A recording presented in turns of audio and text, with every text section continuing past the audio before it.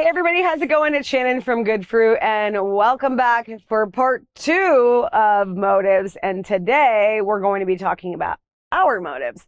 It only makes sense that after talking about the motives of others, that we start to look at the log in our eyes, because we're not outside of this, concept of examining motives.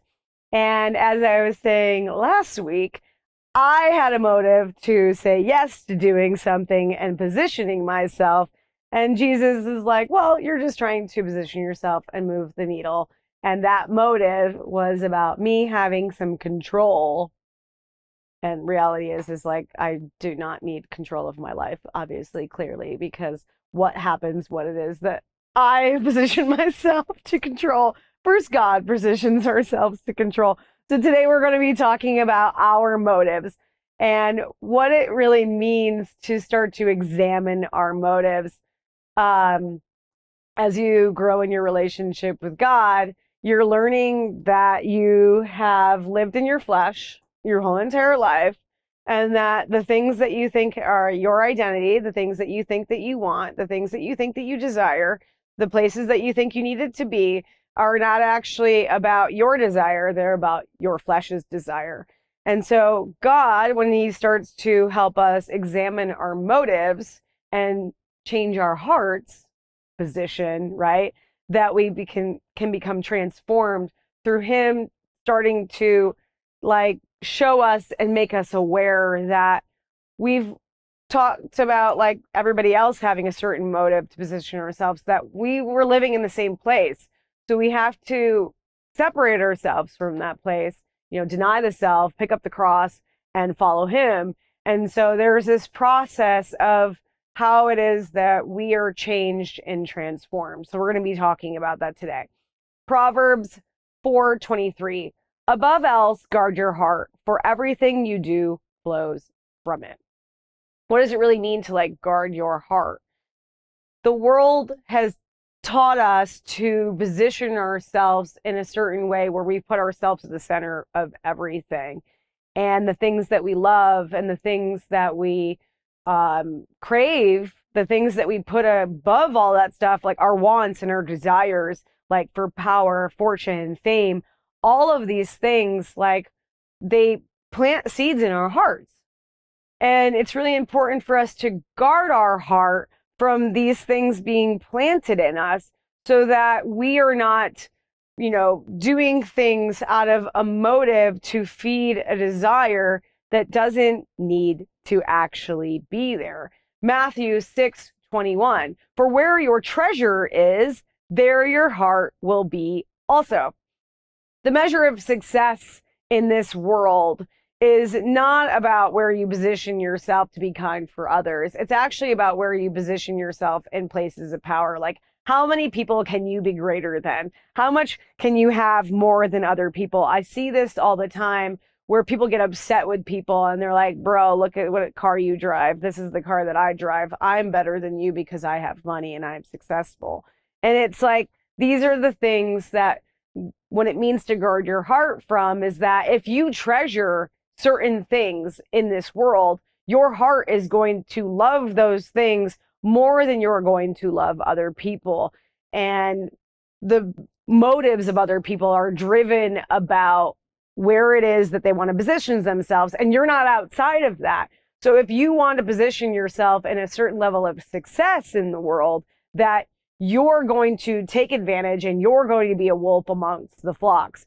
So where you position your treasure, that is where your heart is going to be also.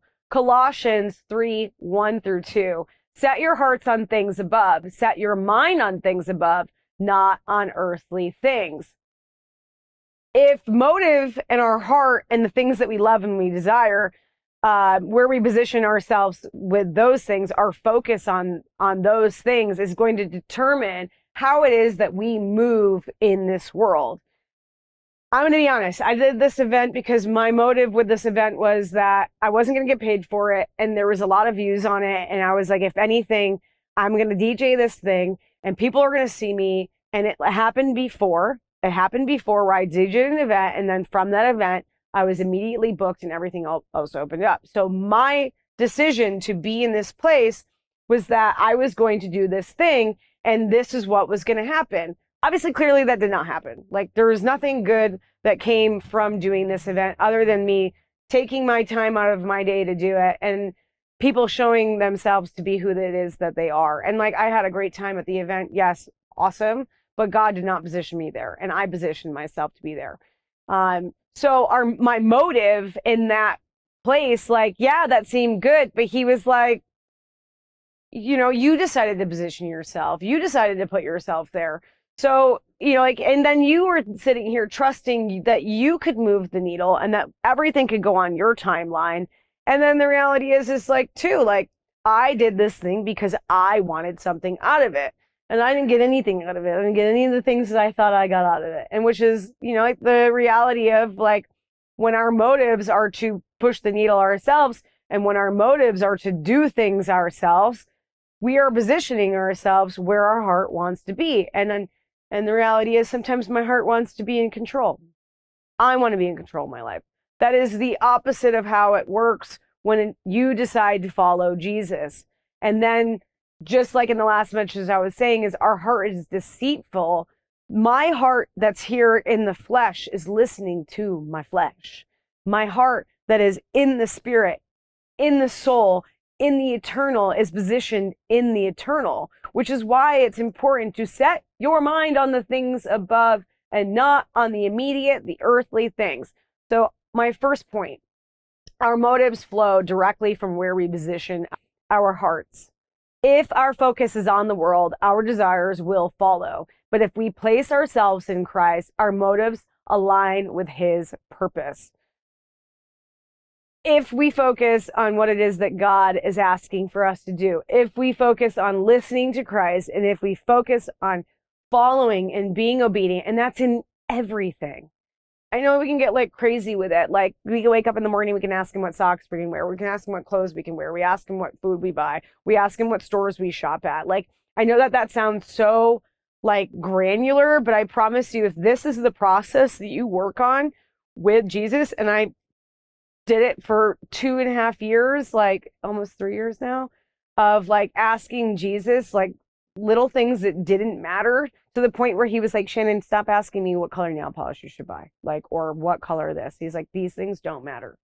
But I used all the things that did not matter in a certain sense, right, to work on my intimacy, to work on my hearing with Jesus, to the point where he's like, don't ask me these things. Like, you talk too much. And like, I'm not telling you that you should annoy God, because no one should grieve the Spirit, but there was a process to asking Jesus and talking with him about all these things so that I could get to this certain place of intimacy and hearing and knowing that like these conversations are like, I know. When people ask me all the time, like, how do you know you're talking with God? Because I talk with him so much that he tells me to go to sleep. Like my favorite thing to do, and it's terrible that I'm saying this because he's like, this is where you need to stop doing this, is like, I'm the little kid that needs to go to bed. And you're like, well, this is the time that I want to ask Jesus all the important things. And he's like, you had all day to ask me all the important things. And instead, you asked me what nail polish you should wear. And then you asked me if I like this color bleach or this color bleach. And if you talk about your hair one more time, I'm going to make it fall out. Obviously, he doesn't really say that to me, but he, But these are the things that, like, as somebody that has been a child with your parents that did the, but why? And why? And why? That you should all go through this process with God of asking, to the point where it's like he goes through this thing and tells you what you should be asking. Like there's this learning experience that we have to focus on. And when it comes to our motives, we just have to start these dialogues, and we have to focus on not positioning ourselves, not looking towards the world, and asking him where it is that we're going and what it is that our identity is and who it is that he sees us to be. He created us with intention for how we look, where he's placed us in the world, the peoples whose lives that we're in. All of this stuff is a greater plan that we'll never have any understanding of until we get to heaven. And even then, I don't even think we'll understand that because God is God. So we have to position ourselves to change our motives to not be looking at this place that does, this place that ends, and start to focus on the eternal. Galatians 5:24. Those who belong to Christ Jesus have crucified their flesh with its passions and desires. This is what we need to do. I talked about it last week, and I'm sure I said it multiple times before. Deny the self, pick up the cross. You have to decide what your focus is. And I was talking to a friend of mine today, and this is what he's working on as well, is like he was talking about like the things that he likes and the things that he enjoys, and he knows that they're not good for him. He's like, but I like them. And I was like, yeah, but like, do you actually like them? And then he sat there and he's like, well, my flesh likes them and I like, feeding my flesh. And I was like, yeah, but at a certain point, like, you have to realize that like they're two separate desires. You can be in agreement with your flesh. You're giving your flesh power. You can totally be in agreement with your flesh and you can continue to feed your flesh. That's because you've been doing it your whole entire life. But and you're giving power to the flesh. I was talking about earlier that the motives of others, they're ravenous wolves because the flesh's desire to be fed is insatiable. No matter what you give it, it wants more. No matter what it is that you do, that high from the first time you've ever done drugs, you will never obtain it. And you watch people that feed it, right? And they chase after this. This is what you're chasing after. You're chasing after something that is unattainable. So when your motive is to feed this thing, what it costs it constantly to feed. But if you position yourself in Christ, right, and he starts to separate you from your flesh, show you that your flesh's passions and desires, to crucify them, you start to see yourself separate from it. You actually have a full separation that will exist. And the things that you used to want and desire, like, you'll look at them and you'll see them for what it is that they are. And then that need and that desire is not being filled. And then there's not like that hunger and that like craving. It's doing drugs, right? It's smoking cigarettes. It's as strong as heroin. Like, I think about like what it is that you're feeding an addiction. And when you're addicted to your flesh and whatever it is your flesh desires, the world, drugs, sex, money, like fame, all of the things, like when you want to do those things and you have decided that you want to position yourself with them, it's really hard to see yourself separate of them because you've lived in them their whole entire life. So we have to position ourselves to Christ so he can show us what it is that he desires us to be. And he desires to live and position us. He desires us to live outside of our flesh.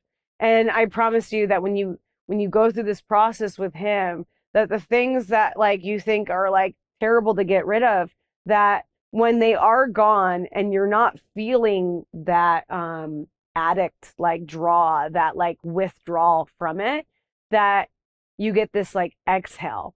But it just you have to decide, like, do you want to live for him or do you want to live for yourself? And the reality is that like, living in the world, if we want fortune, fame, and want to be seen a certain way, which is what we've been taught the whole entire way, like your Instagram story, your social media, you need to be living like everybody else. Like, that is the hardest thing that I'm like dealing with Jesus, is that I don't go out, I don't do the things. I'm not like networking the way people are networking to position themselves in nightclubs to get the gigs that they're getting. And I'm like asking him like all the time, like, am I missing out? Is there something that I'm missing? Which is why I put myself to go do this event, right? That like, I need to be seen. I'm not getting booked. So it's like, I need to be this. And he's telling me like, you're not missing out. Like, you're not doing anything that you're like, you don't need to do any of these things. And I'm like, but people need to see me. And then he's like, no, they don't. He's like, do you live for me or are you living for everybody else? Galatians 1:10. Do not live to please people, seek God's approval. Like I said, I have been looking on social media and it's like I don't have the live event stuff. I don't have this and I don't have that and I need all of this to get booked. And he's like, no, you don't. No, you don't. No, you don't. But I like people need to see that I'm busy. People need to see that I'm doing stuff. And he's like, no, they don't. If I want you to be there, you'll be there. If the doors that I open, no one is going to shut. So just be patient. And I've positioned you where you are right now and keep your head down. Do the work that I've asked you to do. And when more comes up, you'll do it. I will promise you that as you go through this process of following Jesus, people are going to look at you like you're fucking crazy.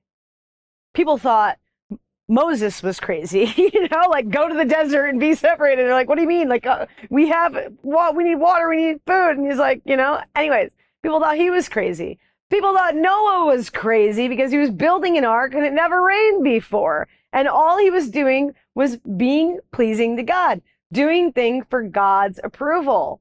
Like, this is the greatest change of motive, is that we stop doing things that like we've done to be seen a certain way, to get positioned a certain way, to show off a certain way so that the world will accept us.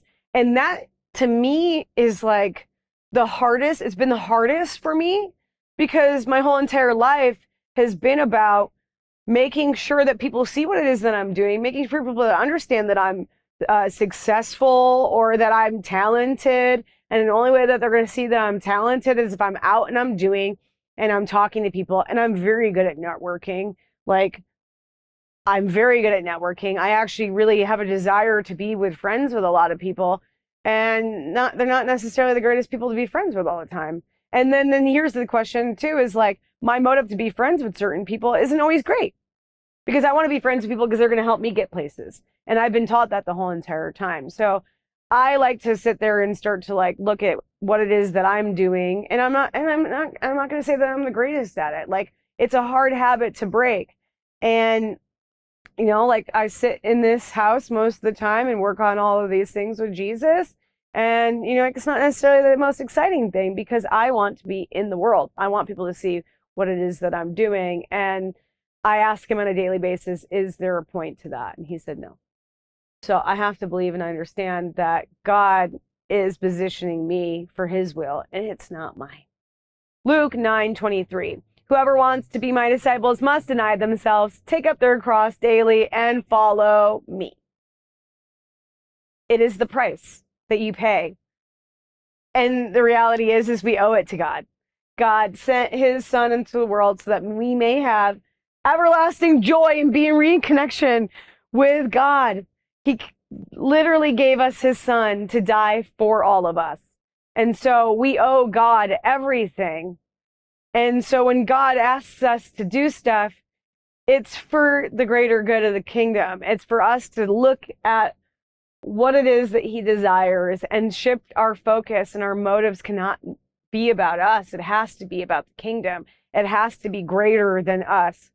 And, like when I talk about positioning myself, the other thing is like truly understanding that we are limited, and where we're going to position ourselves and where we're going to place ourselves in this world without God is never going to be anything greater than where God is going to position us. And then the other thing is that like, he's not positioning us for ourselves. He's positioning us for him and those around us.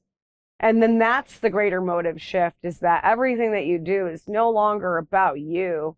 It's about those around you. So my second point, every day we must choose to deny ourselves, surrender our worldly desires, and place our focus fully on Christ.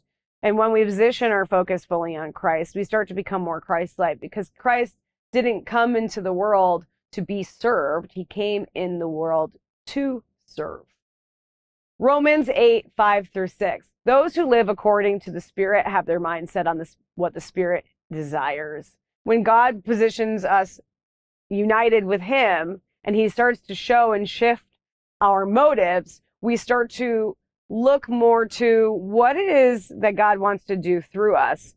We need to be less and he needs to become more. And when we focus on being transformed, that we start to stop looking at how it is that I'm going to enter the world and get to a certain place and think about, what are you going to do with the things that you are going to do with me? Like, why are you positioning me in certain places? Who is it that I'm called to? I said something to somebody earlier that like today we were talking about like the light in the world, and we were talking about like me leaving nightlife and not working in food and beverage anymore. And I left nightlife and not worked in food and beverage way before I met Jesus. I knew that he was closing those doors off, because it went from me having this ability to get a bunch of jobs to me not being able to get any jobs. And that's very strange for me, because there's always opportunities being offered to the types of skills that I had in nightlife. And when he started shutting all those doors, he positioned me in other jobs. And then I met him, right? And so he was moving me into a place that made it so that when I came to Jesus, that I had the opportunity to grow my relationship with him, and I was put in a place of comfort. But the gentleman was saying to me, he's like, oh, well, it's good that God, like that he positioned you to choose light. And I was like, I get what it is that you're trying to say, but God is the light. And he didn't necessarily tell me to stop working in nightlife. He pulled me out of nightlife without telling me. He did those things, right? But he still brings me into the darkness. And what's important about setting our minds on the Spirit's desire versus our desire is, if we go into the room with a certain motive in mind, and the way that we want to move in the room, and you think about how it is that you want to go throughout the room, that if I was going to walk into a room now and I was thinking about me getting gigs, I'm going to meet the certain people that are the promoters. I'm going to go and talk to the DJs. I'm going to go and talk to the owners. And I'm going to do all these things and schmooze and network and, position myself. Versus when I walk into the room, I actually am physically asking Jesus, like, where it is that I'm going, who it is that I'm talking to. And when I'm talking to people, I'm asking him what I need to say. And there's plenty of people that I've gone out on like a night out, right? And have had one expectation of going out and doing something, and God has moved me in a completely different direction. But that's so that he could do things in the room, not for me to do things. And he does it all the time. And so this is that important thing, that like the transformation is not for people to see us when we walk into the room. It's for them to see him. And then for them to see what it really truly means to be a new creation. So when I was talking to that gentleman about being like following the light, he's like, oh, you follow the light. I'm like, no, we don't follow the light.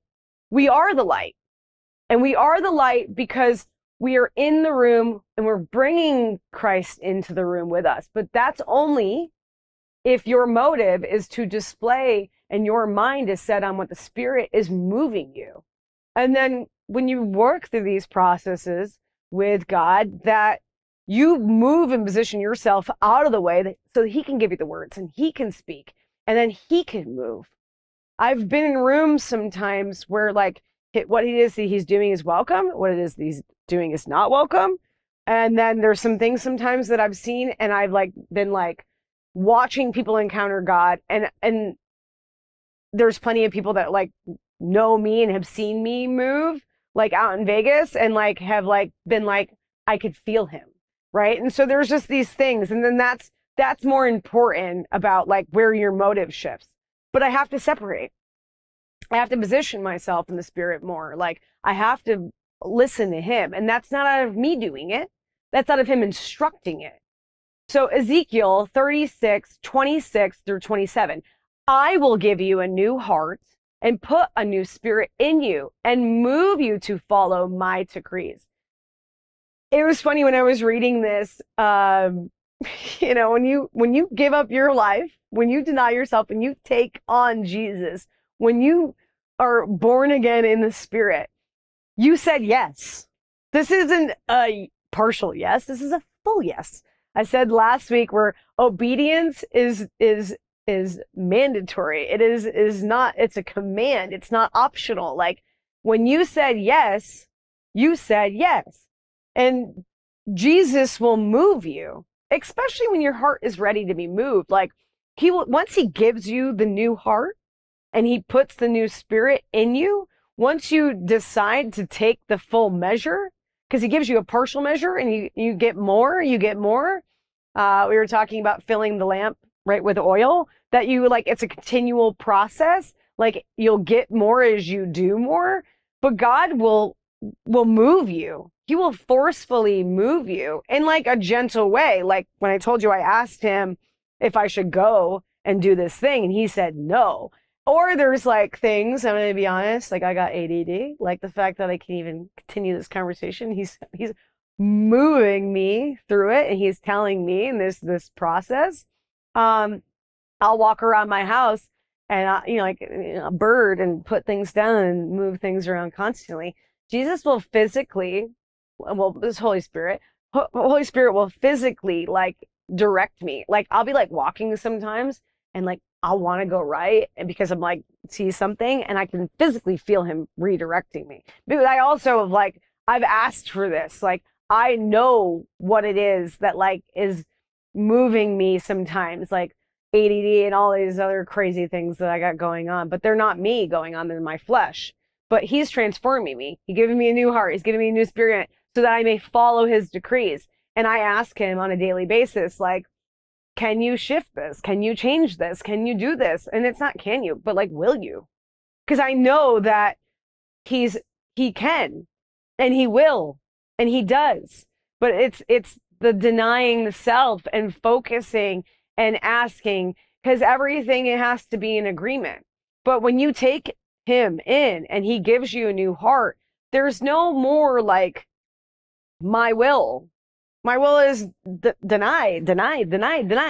And so he's transforming, and there's this process of transformation. Romans 12:1-2. Offer your bodies as a living sacrifice. Do not conform to the patterns of this world, but be transformed by the renewing of your mind. It is a battleground, your mind.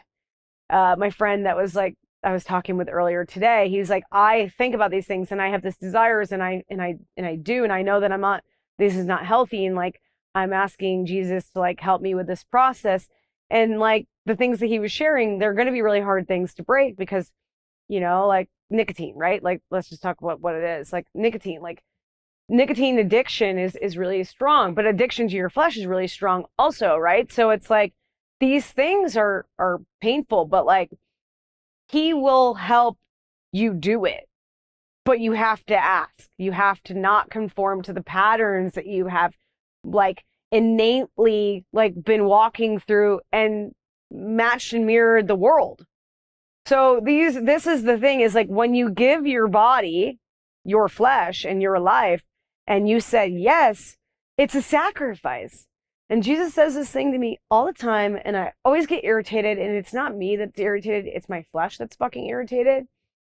Because the process of breaking the hold of the flesh is painful.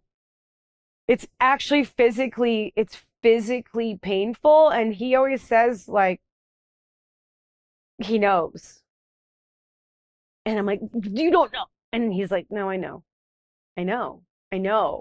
And it's like one of those things, and like being a girl, and anybody that's got a girlfriend or any women that are listening, when like you agree with somebody and they're crankied out, and then you're like, ugh, and then you're like you want people to agree with you, and you're like, don't agree with me, it's like it's that thing where it's like, you don't know, and it's like he does, he does, and he knows like that it's painful, and it's a sacrifice. It was painful for him. And that's the other thing too, is like, when he died on the cross, he took on every single like thing that we experience in the flesh, every single sin, every single pain, every single heartache, the separation of everything. Like, and like, it's hard for us to fathom and understand that God experienced all that, and he experienced all of it at once. And anybody that's ever gone through anything that's painful, whether it's like a heartache or a break, or like dealing with addiction and breaking like the cycles and the habits of things, it's painful because you relied on it. There was like this thing. And so Jesus always tells me when I have problems with like this transformation process, him separating me from the world and him separating me from my flesh, that when he says he knows, like, I get irritated with it. There's nothing worse than somebody that tells you, like, but it's also God telling me, and like I said, like, I'm always like, you don't know. And he's like, but I do. I do know. So it brings me to my final point. When we realign our hearts and surrender daily, God works in us to transform our motives. In this process, he breaks the hold of the flesh, reshapes our desires, and forms us into a new creation whose motives reflect his love and his purpose. And this is what you have to focus on: is the pain is temporal. The things of this world are temporal. Our wants and our desires are not actually our desires, even though they feel so real to us. And like the death process, the letting go process, it's like any bad habit you had, or like ex-boyfriend that you like to continue to go back to, and you think that it's changed, that like, then you have to just go, no, it's got to be this like cold turkey thing, like, but with God, it's not. And a lot of the hard work and the heavy lifting is him. So this is what makes it possible. It doesn't mean that the process is smooth. It doesn't mean that you won't make mistakes, but it's the process, and it's done lovingly. And this is where we start to change our motives to not reflect the motives of the world. And the reality is like the motives of others are also our motives. And there are motives because anybody that's living in the world is going to be the world. So it's just this process. So that's why when I broke down this message with Jesus, and at first we were just talking about the motives of others, I was like, well, it's not just others, it's us. We all have to be transformed. But we also like have to realize that it's possible through Christ. And then looking at why it's possible is because he died on the cross for us, and that new creation, and that his transformation is greater than the world. So I hope it breaks down, all these things, and it's helped me to understand this last month that, like that in order for me to, change, that I have to be transformed. And he's been doing this process with me. And, like reality is it's a daily process, and it's this shift. But it's really cool. I would rather be in the world representing what's possible with God than mirroring the world, because people already know what's possible in the world. There's enough evil out there. There's enough darkness out there. And the reality isn't like this world of like being authentic. Authenticity in this world, like, it's love. There's nothing more authentic than love. And the love of the Father is as authentic as you can get. So until next time, stay blessed.